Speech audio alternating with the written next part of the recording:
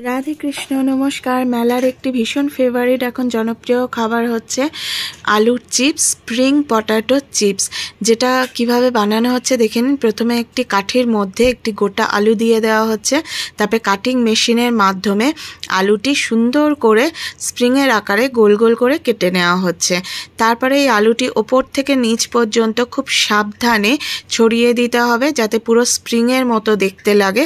এটি খুব সাবধান হাতে করতে হবে, নইলে আলুটি ভেঙে যাওয়ার সম্ভাবনা আছে। এটি ভালো করে স্প্রিংয়ের মতো যখন হয়ে যাবে, এটির ওপরে যে ময়দা এবং বেসনের ব্যাটারটি আছে সেই ব্যাটারটি ভালো করে লাগাতে হবে।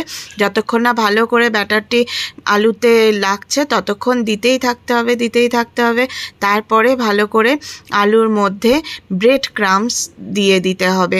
অলরেডি একটা পটাটো চিপস ডিপ ফ্রাই করা হচ্ছে, আর আরেকটি দেখুন ভালো করে ব্যাটারে চোবানো হচ্ছে। এরপরে ব্রেড ক্রাম্বস দেওয়া হবে, ভালো করে ব্রেড ক্রাম্বস দেওয়া হবে এবং এক্সেস যে ব্রেড ক্রাম্বসটা আছে সেটা ঝেড়ে নেওয়া হবে এবং ডিপ ফ্রাই করার জন্য হট অয়েলের মধ্যে ছেড়ে দেওয়া হলেই আলুটি।